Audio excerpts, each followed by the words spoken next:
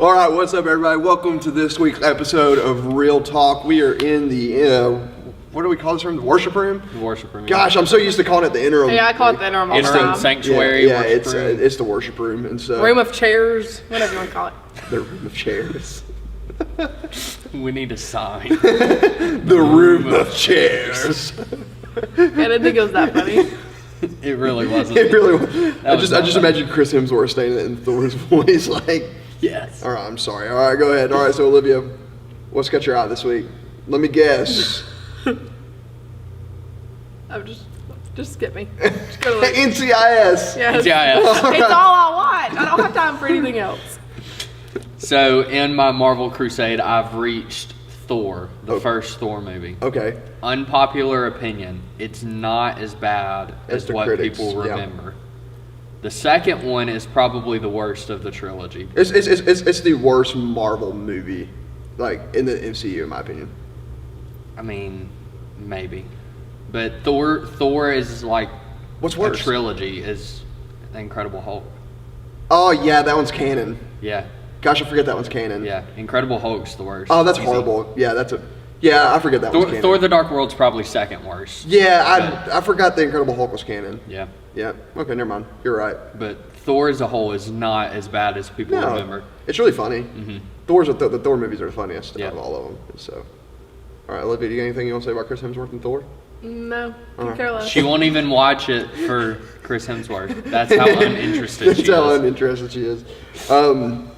For me, I honestly haven't been watching a lot of TV recently. I just haven't really dove into it, you know. I mean, obviously, you know, WandaVision's on right now, so that's like a Friday night thing for me and Ryan every Friday night. You just like quoted the theme She song. quoted the TikTok sound, it- but but that- hasn't watched the show. Yeah, I hadn't even watched the show, and so. But man, I've just this past weekend was the opening weekend of Disc Golf Pro Tour, and so the Las Vegas Challenge was going on, and so I've been watching the men's professional open and the female professional open side of it, all the coverage of that, listening to all that. So y'all are laughing at me, but I'm you know. laughing at Olivia zoning out because Yeah, she could care less. But It's I mean, almost baseball season. I mean, yeah, it is almost baseball. I mean, baseball. I mean, I've been watching some baseball. I mean, you know, spring training games have been coming on every now and then. You know, but I mean, it's the pitchers and catchers have reported. Well, no, everybody's there now. I know everybody's there. But Everybody's there now. It's like And so, officially. yeah, it's like because it's after Valentine's Day. and so, but no, man, I've just been watching. I mean, it's crazy. I mean, just talk about disc golf for a second. I know y'all don't really care, but big deal. I mean, we had our first $1 million contract signed in disc golf, and so like that was a big deal back in the '70s and '80s when Nolan Ryan signed. She's over here making fun of me about talking with her hands, and she's the one over here like going. Gosh. But anyway, when Nolan Ryan signed the first $1 million deal, that was like a big deal for baseball. And so in disc golf in its professional like side of its sport is really young. I mean, it's only been a sport for about 30 some odd years.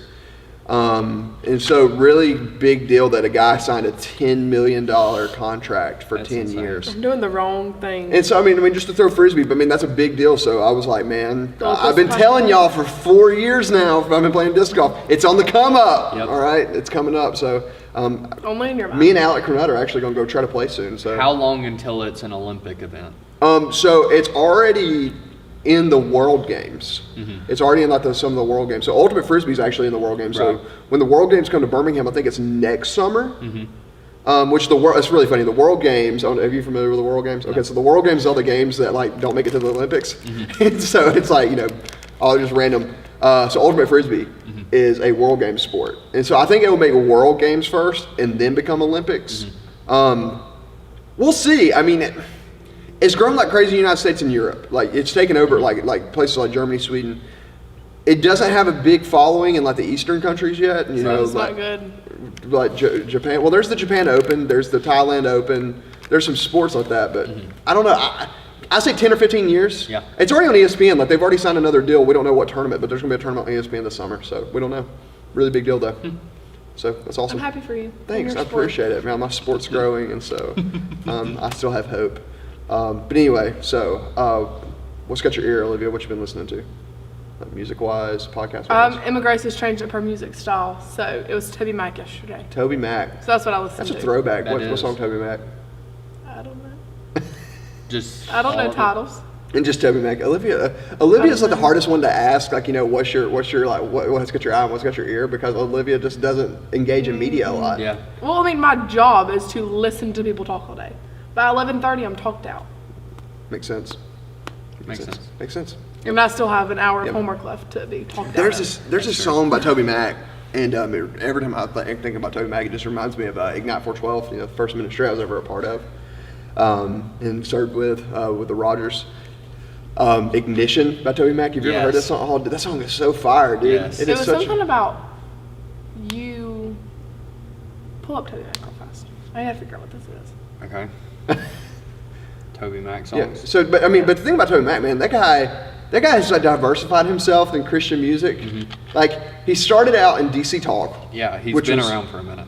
Yeah, it started out in DC Talk. I Just Need You. There you go. That's what it's called. I don't know that one. We'll get. Yeah, we'll play it later. play it later. Yeah, we'll play it We'll later. get, I don't know that one. copyrighted. I don't listen to a ton of Toby Mac though. Like I've never. Neither do I. I used to. I a little used to bit. back when. Do you remember Diverse City? You remember that album? I do not. Yeah, Diverse City. That was like 2012, 2013. I was a VIP at the Way FM concert at Toby Mac's Well, all concert right. in Panama City. Yeah, I was studying They have the VIP Way FM tent. in Panama City. They have Way FM all over the country. It's everywhere, yeah. Oh. Yeah, so it's based out of Colorado. Oh. Yep. Shout out Way FM. All right, and so. Hello, All right. AFM. Please sponsor us. All right. The Wally Show. Real Talk brought to you by The Wally Show. All right, so, That'd be cool. no, it wasn't. All right, go ahead. Go ahead, Luke. I've been listening to Run to the Father by Cody Carnes. Okay. It's probably my favorite song that he's ever done. Is that like Prodigal? Is it based on like Prodigal Son? It sounds like very I've never heard heavily inspired by that. I guess it's from the chorus. My favorite line in the song is, "My heart needs a surgeon, my soul needs a friend. So I run to the Father again and again and again and again." Oh, dude, that's so good. Yeah, it's good. Man, that's awesome. And so I'm not very familiar with his catalog. Yeah, That song's mad decent. he's got a couple of good ones, and Run to the Father is my favorite. Yeah, You no, know what else other song is mad decent? Table by Justin McClendon. that's a plug. All right. It's But- mad Link in decent. the description. Yeah, link in the We'll description. plug it. And a preview for Sunday. If Yeah. you come to worship on Sunday morning, it may or may not be played as the invitation. we have an original song, man. That's pretty awesome. We got your back, So Justin. really neat, man. For me, I've been listening to a lot of Maverick City music. Their song Promises. I love it. Just God is faithful to His promises. It's always been really good. I love the opening line. It's like, you're the God of covenant. Like he makes promises. God is a God of covenant promises, and He holds fast to them. That's why the imagery in Genesis 15 is so profound in the ancient world, because when this just scratch over you're eating, and so but when and it's the imagery of God Himself walking in between these pieces, taking on the punishment of if man breaks the covenant. What are you laughing at? I'm trying to keep a straight face, but I'm eating Sour Patches. I'm sorry. No, it's just so fun. Oh, okay. So you're not laughing. You're just No. okay. No. Okay, your face is just I'm like trying to be serious, Like but- you're so distorted. You're like, Yep. I'm like, I think I'm like immune to those. I I ate can't. so much of them. Like me and can't. Ryan used to buy like the big 5-pound bags when we were in high school. That was like a stomach ulcer waiting to Man, happen. it's just so, I cannot grind them all out, like eat an entire bag of that, because like the salt, like Cuts your tongue, my dude. tongue so Oh bad. man, and then like everything you eat for the next 2 days. Pain. it's, Pain. it's just pain. So bad. Podcast wise, so I love the podcast This Cultural Moment. Y'all have heard me listen to this podcast like so many times. he likes it a lot. I've listened to it and so there's 3 seasons of it. No, so 2 seasons of it, with a 3rd season that started and then COVID happened. So it's like I look back at that time period and I'm like, man, it's just. We were talking about this today, like a year ago. Like we're getting up on a year since the quarantine season, Right. and so it's really crazy to reflect back. And I remember looking, and John Mark Comer, Mark Sayers, like teasing, "Hey, season 3's coming. Season 3's coming." Right. They dropped the first 2 episodes, and then COVID, gone. Yep. And so, but I've got my fix, because Mark Sayers does his own podcast, and it's called the Rebuilders Podcast. And so, and nothing against John Mark Comer. I love John Mark Comer, but Mark Sayers is the one who's like the cultural exegete. He's the one looking at things like culture. Like he has this really great podcast, and the one I listened to most recently is like the Temple and the Capitol riots, and he relates to like how like biblically the temple, and then like how the Capitol was constructed as a temple. Like there's a painting of George Washington actually being deified. In the temple, in the Capitol. I did not. Did you know that? Yeah. It's I don't know what exactly it's called, but it's like in the imagery, it is him being deified like as a god, little g god. Really crazy. And so like whenever that language was happening, when the insurrection with the Capitol was happening, it was like this sacred space. Right. And so he takes it and shows like how COVID has actually upset, you know, the natural order from like this very institutionalized world to a networked world, because that's what we're seeing happening. Like we're seeing these networks, which are very loosely connected, overthrow institutions. Right. And so, and he's showing how that's impacted by the kingdom, and really interesting. I'm gonna have to look. Dude, dude, it's like he has like a ton of podcasts. It's incredible. Like he has this one like how COVID-19 was actually subversing post-Christianity. Oh my gosh. It is so good. Like Luke's over there like going, yes. Olivia's I like it. I'll check it out in my free time. All right. And so That I don't have. yeah. And so, but hey, you did reach graduation speed. Thank God. You got graduation speed. So Here like I am. she's On done the with school, brink. y'all. No. I'm kidding. I'm kidding. I don't think that the state would appreciate when I don't pay them tuition in the summer. And I'm like, I'm already done. I'm done. I've reached graduation I still speed. need you though, so I have to go to school, but I'm just not gonna pay you. I'm already done. I'm done. So last Wednesday night service. Let's talk about it, man. I think everything went really well. You remembered, or Luke remembered what? Sermon. Yeah, Luke, remember what message was? Blessed are Yes. the peacemakers. Yeah, I actually teased the last episode of Real Talk where you talked about it before I started my sermon, just plugging it out to the rest of them. I was like, go back, watch the Real Talk if you haven't. Oh, but see gave it what away. happened 5 love minutes it. before Tyler had to preach last week. I love it. It's Yeah. incredible. I love letting people into the. I mean, that's the purpose of Real Talk, right? Just as behind the scenes, you know, just us being real. But yeah, I think last night went really well, man. It did. You know, I wasn't in. I actually went down to to be with the adults last night just to kind of peek in the room, hang out for a second, and but listen to your sermon last night on the way home, man. It was great. Like your messages are, man. Like your growth pattern has just been like just incredible to watch. So, Thank you. Man, you're killing it, and so I appreciate it. Trying to get Olivia to start teaching, so one day that's going to come, and so we'll see what Not happens. to large groups of people. We've been playing the Would you rather? Would You Rather?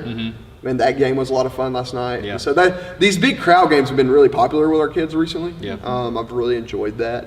I felt that like the most like conflicting one was the sharks and the like. Would you much rather surf in shark-infested waters? Or be in a cage with a sleeping lion. Yeah, dude, cage was sleeping line all day. Or 100%. what was the one about the worm?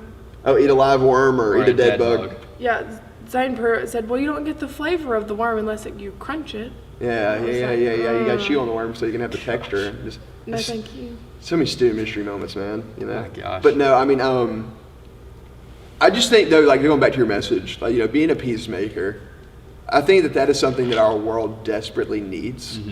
We need peacemakers. Yeah. Our world is so like overran by conflict, so overran by unadulterated. When I say that, I mean like just unfiltered emotionalism. Yeah. And so it's a constant. I mean, I was talking to a friend of mine yesterday. It's a constant world of hurt feelings. I feel like everybody is trying to get like the next like big cancel culture moment. Yes. And so they're like immediately offended by the slightest inconvenience. Yeah, well, I mean, okay. So I mean, you were talking about this today. Yeah. And I think you went to the gas station To What'd get you call my it? Skittles. The Gation. The Gation. It's Yeah, the brief instead of it's G long A G S. It's Gation. The Gation, the gas station. And so is what it is. Yeah, Quarter G-A-T-I-O-N. All right. And so No, G-A-I-G-S. Gation. That's court reporter talk. It's Gation. I don't know. Just keep going. Just keep going. yeah, you're going to like put that at the bottom of the thing, just like edit like G-A-I Gation. Patient equals gas. Look, just look at it like what? It makes sense in my What head. is this? What are those? Is this a gas station? All right, so, Oh, it's a Gation. anyway, and so I don't even remember what I was talking about. So anyway, cancel culture, yes. Yeah. I think that like so many times, we talked about this, the Amazon logo. Yeah. Okay, so Amazon updated their app, which I love, the cardboard box. Yeah, it looks so good. I mean, because every day I come up to my house and there are cardboard boxes because my wife. And I'm like, what'd you order? The funniest one was like one day she goes, I don't even know what I ordered. It's like Christmas. Yeah, we have something coming in Amazon right now, and no one in my family knows what it is. And so it's just funny, man. Like, it's really funny that and Amazon runs our world now. Mm-hmm. Yeah. Jeff Bezos runs the world. If you can't get on Amazon, you don't need it. Yeah, and so, being honest. yeah, it's just so much more convenient, especially with Prime. I mean, Prime is the best available, like, buying anything. So anyway, going back to this. Yeah. Go ahead. What were you gonna say? So the app redesign. Yeah, that's what I was going back to. Let's just steer back to it. Yeah, just go ahead. Okay, so I was about to go on my rant of like, you need to be on Prime. Yeah. And so Jeff Bezos. You do need to be on Prime. Yeah, and so, but they had an app redesign because there was a piece of tape that resembled a famous dictator's mustache. And everybody was like, ah! And it's like so clearly a piece of tape because that's what tape looks like when you cut it. And so now they replaced it with, they went like back a to their old bookmark. episode and now it looks like a bookmark. Tape like a doesn't look Lifeway. like that. It's almost like a cross with like the Lifeway. Yeah, it looks just like the logo. Lifeway folded corner Yeah, eye, you know? And so so like weird. which that's a whole nother like That's a whole discussion. other topic. But gosh, anyway, so It no longer looks like a piece of tape. So it's just kind of there. It's just kind of Yeah. silly, man. Like Frustrated. it's just frustrating because everything has the risk of being canceled. Yep. Yes. Like everything has the risk of being canceled. And now, granted, I think in some sense it's good. Okay, I do think in some sense that it's good that we are holding people accountable now. Mm-hmm.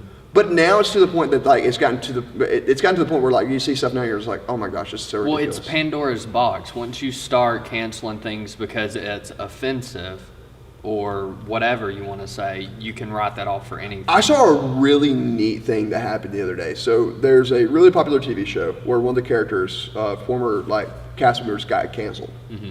All right, due to some old tweets that started resurfaced. And now this person, like now they're very, you know, I mean, like calls himself the woke queen. Like that's what they refer to themselves as. But her tweets were definitely not woke. You know, like it was very offensive, some things she said in the past. Now she was in college, you know, high school, college, when she said these things. And this guy came out and he posted about it, and I saw it just surfing through the web. You know, I'm always seeing what the trends are so I can keep up and know what's going on in pop culture. And he said, listen, we don't need to cancel people. These things, when we see these things come up, resurface, we need to ask ourselves and ask them, what makes you different from that? Mm-hmm. Show me how you've grown. Yeah. Because people change all the time. Like apologize, that's fine, but you've changed. Right. Obviously, your worldview has changed. Mm-hmm. Show me what got you. Like, tell me about the journey. Mm-hmm. And I think that's a proper response to this whole cancel culture idea. But I think that peacemaking, you know, going back to peacemaking, I think that peacemaking is an active ministry of Jesus that we miss out on. Yeah. You know, I mean, blessed are the peacemakers, for they shall be called sons of God. Mm-hmm. That's the right? Yes. Okay, just make sure. I was like that. I quoted that one. That's the right beatitude. Tyler. Right. I was like, Right. yeah. I looked at you. I was like, wait a minute. But man, to be called a son and daughter of God, peacemaking, like, it's something that actively, like, I've really tried to change in my heart because I mean, I'm a conflict guy. Like, Yeah. I don't mind conflict. Conflict doesn't bother me. I know I'm obviously just like everybody else. Like, I don't want to be in conflict, and when I think about being in conflict, I'm like, but. Well, that's something that we talked about a little bit last night, striving to be peacemakers. When you read that beatitude, like the way it's set up, it sounds like being a son or a daughter of God is like the reward or the effect of being peacemakers, and it is, but it should also be the reason why you are a peacemaker. Yes. The fact that God has called you to himself means that you have been changed, and now you have to live like that. Yes. The way that he's calling us to be those peacemakers. And I actually talked about this for the third time this week at noon today at Rainbow Middle School, talking to those guys there.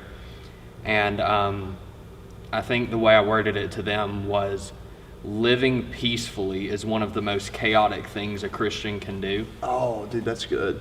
Because the world doesn't know how to handle that. Like Yes. when you just go through the chaos of this world and you live peacefully, as Jesus did. That's so good. You send the enemy scrambling because he has no idea how to handle that. Like you see Jesus in his life, but then you also look back at like Job. And dude lost everything and never lost his faith and just relied on God in the midst of all of that. Yeah. And it sends the darkness fleeing. Well, I Like, mean, just live peacefully. I mean, just look at the ministry of Jesus. I mean, it was bringing peace to a chaotic world. Yeah. And not even bringing peace, restoring peace Right. back to a chaotic world. So I mean, it's peacemaking is restoration. Peacemaking is that. So, but anyway, so Dork Ball, we finally declared the February winner. All right, Yes. Elijah Jason. Congratulations, All right, Elijah. so Chick-fil-A coming. They to caught Elijah. on fast. Like, They let's really brag did. on the Jasons for a minute. both of the Jasons, Elijah and New Zeke, family comes They in. caught on fast. Came in. in a matter of like a week and a half, they went from like fresh on the scene to pros, just like that. Indoor ball. Like That's insane. Elijah has mastered the drop shot that only Baylor Tennyson could do at one point. Well, I think Baylor got it from Elijah, if I'm being honest. Yeah, I think Elijah's the first to do it. That's what like. And so, it's insane. and so, They're yeah. phenomenal. it's awesome. Yes. And so, pretty funny. I actually added Zeke on Xbox, and I told him, I said, "Hey, bro, I'm gonna add you on Xbox," and he told me his gamer tag and all that stuff. So I added him. He got home and he messaged me, "Who is this?" Like he completely forgot. Who's DJ Biscuit? Yeah, he was like, "Who is this guy? Who is this?" It's not you to change your name on And so, Xbox. well, it costs money now, and so like, To change your name? you can only change your name for free one time, and I changed it. Oh, that's stupid. I changed it from my old gamer tag to DJ Bisquick. Worth it for you, but for Xbox, that's stupid. It's like $12 to change your gamer tag. That's not worth it. It's not worth it. Like, yeah, $12 for a yeah. name change? Yeah, I mean, the really funny. One of my brother's best friends growing up, so like they gave you like a basic gamer tag to start out, Right. and his gamer tag was like pesky carpet 7774, pesky carpet. Okay. And so then we were like, Max, hey man, you need to change your gamer tag. I was like, you get one free change, and he changed it to Poner of Noobs, but it was like it was like all caps PWNER0FN00BZ. That's so bad. All right, and so I mean, essentially, what to translate it's literally like owner of newbies, like you're coming in, you are declaring your power over these new players, and then he regretted it so much as he got over, but he didn't want to pay the $12 to change it. Is It's it just still $12. Poner? Yeah, but I mean, like, it's almost, but it's like the App Store phenomenon, right? Like we buy apps all the time at like 99 cents. Like we'll go to Starbucks for like $5 for coffee, whatever. Right. Man, that app is $3.99. Absolutely not. I mean, yeah. The App Store, like, so like it's the same thing. Like it's Right. like Because we they're look going to at, make it for free at some point, so why pay the $3.99? so you never know. Yeah. Yeah, I mean, y'all pay for a weather app, so. yeah. Well, it's good. It's the best. I mean, we got James Mann as your state meteorologist. He doesn't have an app. Yes, he does. Yeah, ABC does. ABC, but like, It's James. He points at you when you open it. He does. He's like, "Do you have a weather plan?" And then it's the sponsored by Alpha Insurance, Yes. the loading screen when you open that It's up. fantastic. I had that app first season, and I was like, man, like, It's James Spann doing the Uncle Sam, I want you to have a weather plan. I want you to have a weather radio. Yes. Yeah. Fun fact. I don't know if y'all know this. All right, I'm gonna call her out now. Amy Solons can't stand James Spann. Did y'all know that? I did not. What? Yes. All right. Like I'm about to text her and say, hey, listen, fast forward to this part so I can call you out. Because okay, so I found this out on my wedding day. All right, and so we were talking about the rain because like she had like 2 weddings that she was doing that day, and so it was like a really chaotic day for her, But it's Amy Solons, right? Like she's an got animal this. when it comes down to it, and so like she just controls it. And I was like, Amy, I was like, hey, like James Spann said this, and she said, I don't trust that man. And I looked at her and I was like, what? That's almost heresy. But like her reasoning was good. Like she was talking about like how like the big snowmageddon storm Yeah. that happened and all these things. That's fair. But everybody blew it that day. Yeah. Right. And so, but it's just really funny to me that that's one of my favorite things I gotta pick on her about is like she can't stand James Spann. It's just, not that she can't stand him. Like let me She rephrase doesn't it. trust him. She's like that is not my preferred weatherman. Right. Okay. Which It is the can't- most it can't be like you're not now preferred. she lives in Georgia now, so she can pick whoever she wants to Right. in Georgia. But like wherever That's I go, incredible. Span will follow. Like, That's you know what I'm saying? incredible. Like, it's really crazy to me. Like, people all over the world will tweet at him, be like, sunset in the Sahara Desert, and they tag like Jim Cantori, who's like the dude who like in Weather Channel was like, it's a 90-mile-per-hour hurricane, like winds like blowing sideways, like standing in the storm, neck deep in surge waters. He's like the Anderson Cooper of weather, all right? Anderson Cooper, man, that dude would just pop up in war-torn Africa, be like, I'm on the ground from right here. Jim Cantori's that guy. Anderson Cooper, CNN reporter. Have you seen the white-haired CNN reporter? Like really white, you would know who he is. You would recognize. Yeah, he's a very like prominent news guy. I got retweeted by James Spann once. I was in Disney World. He follows me on Twitter. I got retweeted by James Spann Our once. picture of the Disney castle got a retweet from James Spann. I've been retweeted by James Spann so many times it's unreal. Okay, well, no one cares. I'm so sorry. just No, shut listen, up. dude, I dressed up as him as Halloween. Of course you did. You did? Yeah, dude. Incredible. I mean, He has his book. Took his kid to go get his book signed. That was one of the best stories. Did you like abandon Ryan in the mall? No, so Ryan was inside a store. I don't remember what store she was in, and me and Brooks were walking around. Okay. And because I was holding Brooks, because Brooks was I think Brooks was like maybe 10 months old. No, he was younger than that, maybe like 8 or 9 months old. Yeah. And so, I mean, he was a little dude. And there was like this huge line of people. And I saw James Spann in the Cats the Ball. So I ran to like the front of the store. Where Holding I child. was like, run! James Spann's in the mall. I'm going to wait in line. And so I went and waited in line. This is Ryan looking through the clothes. Whatever, Tyler.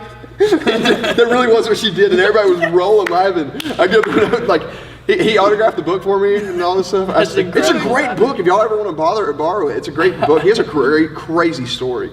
Yeah. And so, but going back to real talk, all right?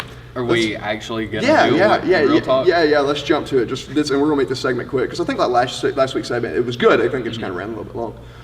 If you could go back in time, or hop in the DeLorean, and go back to 3 different ages, 13, 16, and 18, what would you tell yourself?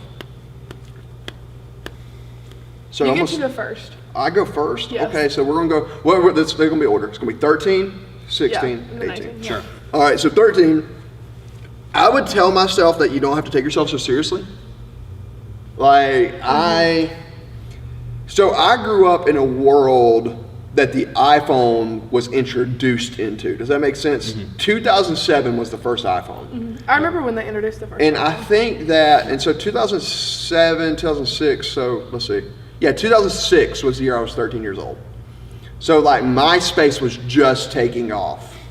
Like You hadn't made it big yet on like MySpace? Zanga was just taking off. No, I had not broke MySpace yet, and so that didn't happen until I was probably 15 or 16. And so, but I'll tell that story later. But yeah, I would tell myself not to take myself so seriously, and then just obviously like the answer to this: follow the Lord, like seek Jesus, like be serious about your faith. Like even though you're 13, you can be serious about your faith, and because I obviously was raised in a Christian household and all these things, but like Jesus was kind of like an add-on at that point, you know. And so don't take yourself so seriously. It's middle school, like the world is not going to end when this girl breaks up with you. It's going to be okay. Baseball does not matter all that much. You're not going to be playing it 10 years from now. Yeah. Like I thought I was, And so that would be what I'd tell myself at 13. So, Olivia? Yeah. I mean, I think just choose your friends wisely. I mean, I was just talking with a parent last night. We were talking after we had this parent leadership meeting, and I was like, middle school's hard. Like, middle school is just a jail cell for hormones. That's all it is. It's like a holding cell, and then they release you out into high school. Elementary school's fun. Middle school's just rough. And then you have high school. I think just choose your friends wisely. I mean, 6th, 7th, and 8th grader, while it is like a holding cell, it's very in like molding years, I guess is a good way. Like you're very influential in the way that you talk and how you act with what friends you're hanging out with. And I mean, I think it's so easy to be like, oh, well, I play basketball or I play volleyball. Like those can be my only friends in middle school, because that's just really how your schedule flows. Like you pretty much primarily hang out with what sport you play or whatever, which is fine. Like I did that. Like I'm not going to say, oh, well, I didn't have any friends on my basketball team. Like that's not the case. But I think just like be careful with who you're friends with, because you don't think people are watching, but people are. That's good. Luke? 13, I would say don't worry so much about what other people think. So I think all three of the kids in my family, me and then my brother and sister, we all went through similar experiences with that in middle school, just dealing with like peer pressure and worrying about what other people are talking about us behind our back, just that sort of anxiety that everyone goes through at some point. So just going through that, just don't worry about what other people say or think about you. Just do you, man. Yeah. Can you give your 8th grade self a heads up to not jump off the golf cart? I was about to. I knew that 14. was coming. That was I knew that 14. was coming. I was like, somebody's gonna 14. see somebody in a golf cart, and so here it comes. I was purposely going to avoid that. Thank you. I appreciate it. I didn't. Thank you. That's an understood. Obviously, I would not jump. Off of a moving golf cart. Gosh. So 16. 16. Goodness gracious, man. Okay, so That was funny. 16, like 16 was an interesting age for me. All right, because like I had gained a lot of popularity at that point. And I don't mean that as a flex. Like I mean that seriously. Like I was one of the popular kids in school. No, but some people just have more friends. Yeah. And I had this really unique high school experience where I was in all friend groups because I was in the honors classes. You know, like I was in honors classes. So you know, like I was in there with like a lot of people who were like string musicians and in the band, while also being in there with a lot of jocks. So it was like this really neat like welding of the cultures in a sense. And I wanted to hang out with everyone. Right. And then on top of that, like I was the kid who, listened to like hardcore screamo music while everybody else was listening to either country or rap. Hardcore Like, screamo. and so like, and in my friend group, I was the only person who was listening to that. Yeah. Like, and like, I mean, it's really funny. It's just, but that was the part of culture I was in. And I was hanging, like at 16, all my friends, my best friends were from Hoax Bluff High School. Like that's who I was in Hoax. Yeah, I was in Hoax Bluff every weekend. It felt like, or they were hanging out with me. I knew people from Southside. I knew people from. I was hanging out with people from all over the county. Yeah. That's just the way it went. That's just who I was in that season. Just really funny that's just. I look back and I'm like, man, that's so funny that's who I was. And that's still who I am. Like I'm kind of the guy. I like being a chameleon. I can just kind of fit in wherever I need to. But I would tell myself, man, like. Once again, quit taking yourself so seriously. You are not that big of a deal. And then, man, be humble. Like, be humble. Life is not about how many MySpace friends you have. Life is not about, like, you dating this girl. And then the biggest thing I would tell myself at 16 is quit lying to yourself, because the year before was when I was called to ministry. So at 15, I was called to ministry. And I ran. Like I accepted the call publicly at the camp. I accepted the call publicly before my church. But to my friends, I think only like 3 of my friends knew in high school. None of the girls I dated knew at that time that that's what I was. That calling was on my life. Up until Ryan, really. Up until I met Ryan my senior year, like I was never serious about the call. Yeah. And so it was that summer before I met Ryan, my 17-year-old summer. And so, man, like, quit lying to yourself. Like, follow the Lord. And man, I just look back and I wasted so much time chasing the things of this world. Yeah. And not that like I was like a party kid. I wasn't. I was the good quote unquote Christian kid. Like I had the purity ring. I had all those things. Like I did those things. But it was more, once again, Jesus was like a Google Chrome add-on. Right. Not changing me. Yeah. Jesus went I had all the Christian CDs in my car, but I only listened to those when I was pulling up to church on Wednesday. Like I had my little CD swapper. Yeah. Be like blaring some like very unholy music, and then like How many CDs could your CD player hold? 6. That's impressive. Yeah, I had a 6 CD player changer. And so, and the F-150. All right.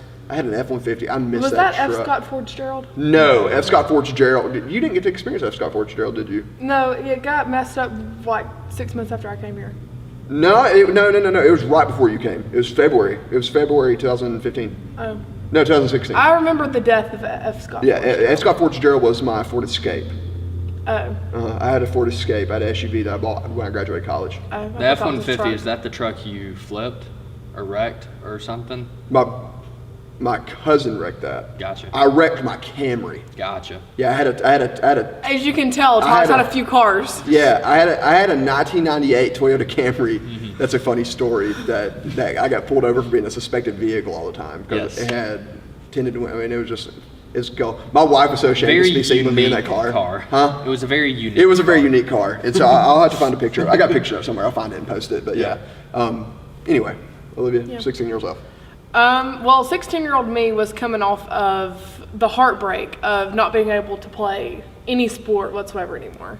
Me and my parents came to the decision that after 2 knee surgeries, a broken hand, I only have one body. It's not that worth it. Yeah. I'm not going to play in college most likely, even though I am 6 feet tall. It's not worth it. You're not going to go pro. Like, you cannot make a life out of this. So what's really the point of, like, putting your body through that turmoil? But, I mean, I had coaches, or a coach growing up that would, like, not put other people down for being, they called them 230ers or 245ers or 3 o'clockers. Like, oh, well, they have to leave when the bell rings or whatever, like not having something else to put yourself into. Mm-hmm. And so I think just like separating myself from the sports world and just really trying to find like my core group of friends, because in high school it is very heavily based off of what sport you play in. What are your extracurricular activities? Because, I mean, you don't have any other time after you get out of basketball at 6 o'clock. Yeah. You have homework and dinner and family time and things like that.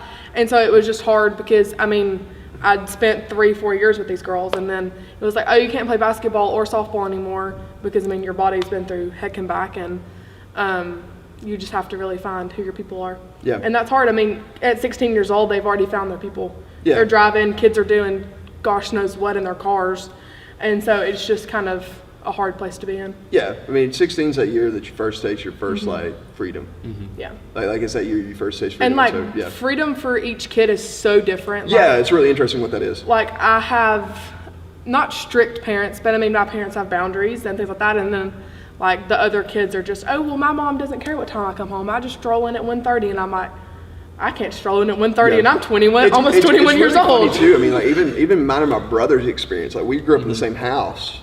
Yeah. We're different. Right. Yeah. Like me and my sister are night and day. Yeah, like but it's just very interesting. And the funny thing is, like me and my brother are very similar in personalities. But and it's funny. I was the one who pushed the boundaries, but my parents were looser with me than they were with Mason. But Mason was the one who was home. Mason went and did things like that. But I was the one who was out running burning the streets, rolling up a minute past curfew. Right. Mason was at home an hour before curfew, hanging out. Like that's just who Mason was. I'm a Mason. And so it's just kind of who we are. And so it's just really funny, like how that, and like it's just so important, like you said, like finding that core group, because man, at that age. At that 16-year-old time, you're tasting freedom, all these things, and there's all these things happening that are just like flowing around you. There's so much to dive into. Yes, there's so much new things to do, and man, it is the best of times, it's the most dangerous of times. And like I feel like Brooks would have like the most ideal, like you and Ryan will have the most ideal parenting situation in high school. For that. You're welcome. Because like my parents, yes, they were fantastic with their boundaries and things like that, but it was just such a different culture back then. Yeah, well, I mean, even when Brooks turned 16, yeah. God it'll be bless. completely different, but There's like no telling what your it's high gonna school be experience was completely different from your parents. Oh, it's completely different from yours. And I mean, I'm not that much older than you. Yeah. I mean, I'm only like 8 years older than you, 6 years older, 7 years older than you. 20. Yeah, so she's 7 years older than you.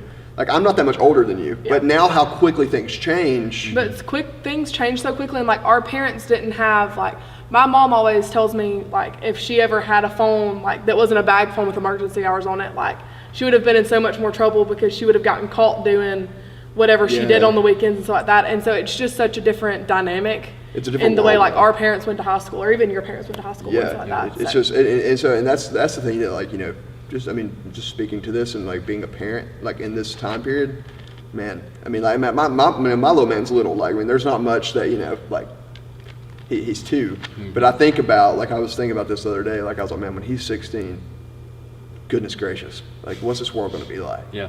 And I mean, there's no telling. And I mean, and we said the same thing. I heard my parents saying the same things. Man, when Tyler turned 16, I remember him saying that when I was like 7 or 8. What's this world going to be like? And I mean, and we're going to look back at 2007, the iPhone year, and that's going to be like the 1492, like Christopher Columbus. That's going to be like our modern, like... Well, it was the year that everything changed. Oh, man. We jumped ahead into the future. Oh, from dude. that I mean, point on. you could literally hand your kid a cell phone and you could say, like, oh, well, my kid is perfect, he never does anything wrong. But, I mean, unless you monitor it, you have no idea what they're searching, no idea what their social media and looks you didn't like. do that a lot during that time. No. In 2007, there wasn't a lot of that. No. So go ahead, Luke. 16. For 16, I would tell myself to buckle up because the summer after I turned 16 was when I got called to ministry, similar to yours. But through that process, like going back to what I would say at 13, like you have to make that choice of whether or not you're going to follow that call. How does that affect the way that you live? How does that affect how you act at school, outside of church? Your like, friendships, your relationships, everything changes, man. Yeah. And you very quickly find out who your real friends are in that once you like start to make that public service announcement. Yeah. Hey, I'm a pastor, or will be one day.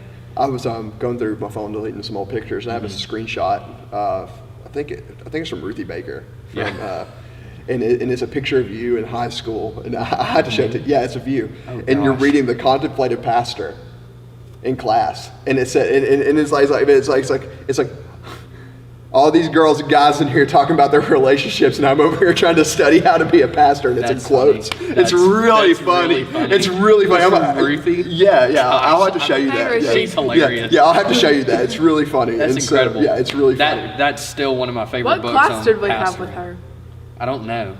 Yeah. I really don't. It's just really funny. Like I remember her sending me that. And, I remember that day because The Contemplative Pastor. I mean that was like one of the first big books you and I went through. You know, and man, like, it's just so funny looking back, like watching you grow, like watching y'all both grow up. Yeah. I mean, like what the heck? I mean, it's crazy. And so I feel like a proud big brother, you know. And so like, well, did you see the thing I sent y'all on Instagram yesterday? And it was when the two worst kids in the youth group grew up to be the leaders. Yeah. And it's Look at us. Look at us. Look at us. Who'd have thought? Yeah, Paul Rudd. Not me. And so, but y'all weren't the worst kids though. Right. I mean, not at all. But still, the fact that we're here and like, oh, dude, the way the Lord's worked, we're a product of the ministry. Yeah, and now leading the ministry. It's crazy. It just, man, praise God, right? Yeah. So 18, all right, 18 years old, man.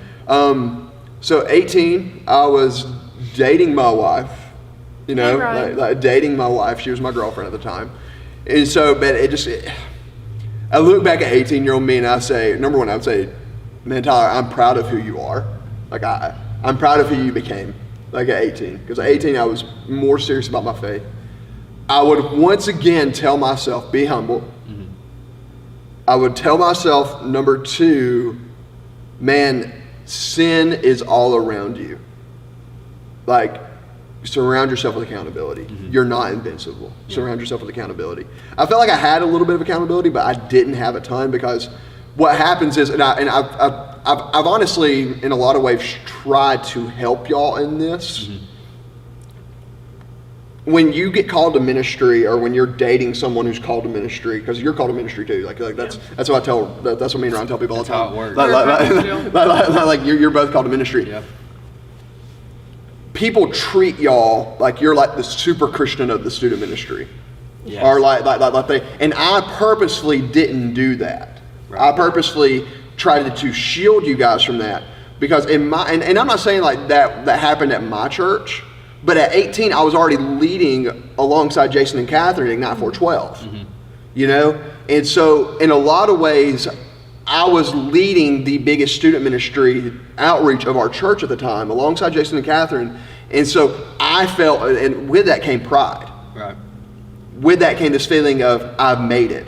Like I'll never forget, there was this one Wednesday night that I went and spoke at First Baptist Church of Attala as an 18-year-old kid. Mm-hmm. All right, now it's really funny. The next year I became their student pastor at 19. Oh, it's so really funny. Yeah. It was just a random Wednesday night.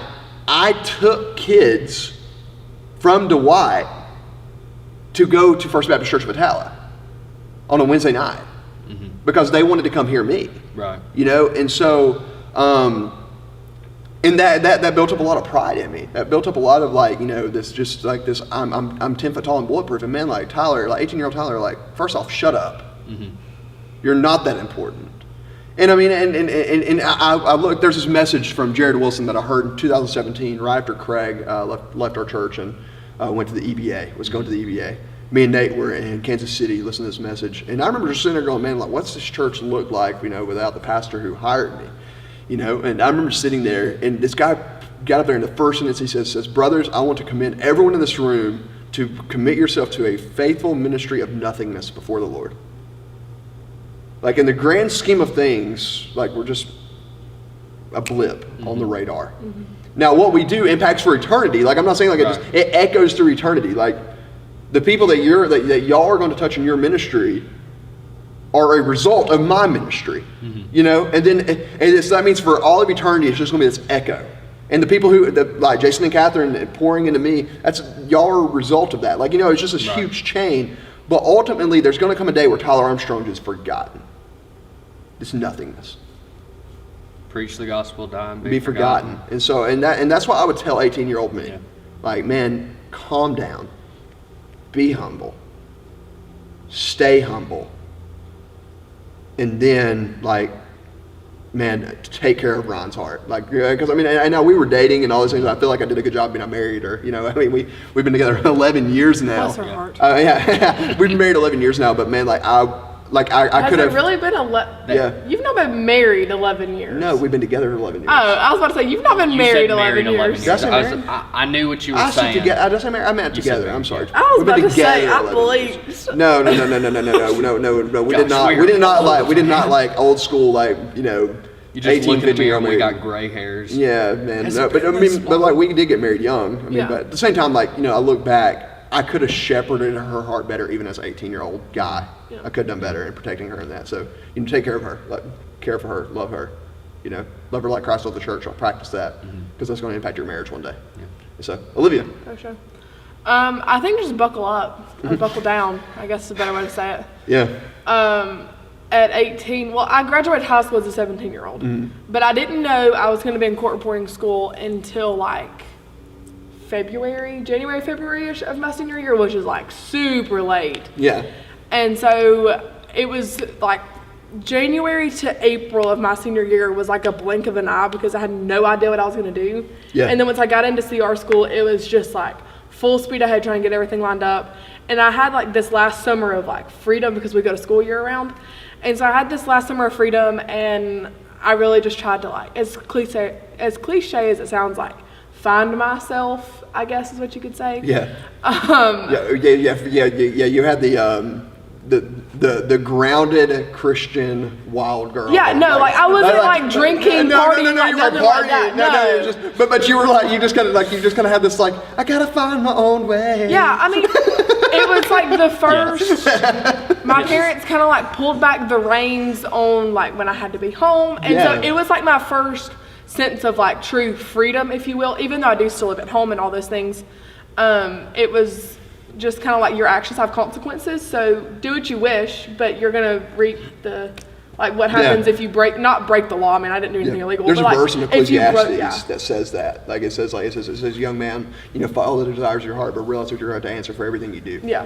Like you're gonna have to answer for what you do, but I mean, buckle down because the next 3 years, I mean, I figured I would be done with CR school by now, and I'm not. And so just don't have too high of expectations for yourself, but have them high enough to where you stand out from other people. Yeah. And then also, if I could go back and tell 18-year-old Olivia something, I'm scared about. Go back to Luke. What are you doing? This isn't what we talked about. This isn't what we talked about. Yeah. I mean, you were supposed to destroy the Sith, not join them. I mean, it just really was though. Like, but you have to have time away. Well, you have to grow. 100%. Like I look back and you know, I'm not trying to interrupt. It's just really funny. Like I look back and I'm like, you needed that time. I did. Luke needed that Well, time. that's sort of what I would tell myself. It's like it's time to grow up, man. Like man up. Like you're out of high school. This is the real world. You got to be a man now. Yeah. Like things are serious. You got to wise up, mature. Very quickly. Take your relationship, your faith, your life seriously. Yeah. Like that 100%. Yeah. It just cracks me up like you know, just like how y'all have changed. You know, from like that 18-year-old summer. Like I remember that was Louisville. Like that was Louisville Fuge, and that was like a really impactful Fuge for us. And coming back home, and then like, you know, just navigating these new waters where like these two like pillars of my student ministry are now graduated out. You know, what's this look like? How does this work and all this? And I mean, we kept going. Like, I mean, y'all didn't miss a beat at all. I mean, that's the thing. Like, that's why I tell, once again, you matter. Everybody in our student ministry matters. But realize that when you're gone, this ministry is going to keep going. It should keep going. One day when I'm gone, this ministry is going to keep going. One day when y'all are gone, this ministry is going to keep going. It should. That's the way that the scriptures command us to function. It's not built on anyone. But it was interesting because, like, y'all were, especially like Luke and Trey, were like the pillars. Like, I mean, like that was the foundation. And so they were the two boys. Yeah, the two guys that, you know, that came out. And so, like, I look back and I go, man, like, you know, praise God for the faithfulness, and then like watching y'all discover who you are. And so, Luke, was that what you were going to say about the 18? Okay, Yeah, okay, that, make sure I got my spell out. Grow up. Yeah, grow up, man. Just grow up. Grow up. And so, yeah, I was 18 whenever I found out my dad had cancer. And so, like, you know, that was something I would tell myself too, like, looking back, like, kind of man up, man. Like, you know, you got to be a man now. And so, and it's just crazy how, looking back, and parents, like, I would encourage you, like, have this conversation with your students, like, with your children, to say, hey, listen, like, you know, if I could go back and tell myself something, this would be it. Like, this is just a great practice to do. I mean, you can't do it, but it's a great way to give advice. Right. Like, it's a great way to go back and, you know, look and be nostalgic in a sense, but at the same time, like, it's good to just, you know, pour into your children that way, pour into our students that way. So thank y'all so much for tuning in this week on Real Talk. We'll see you next week.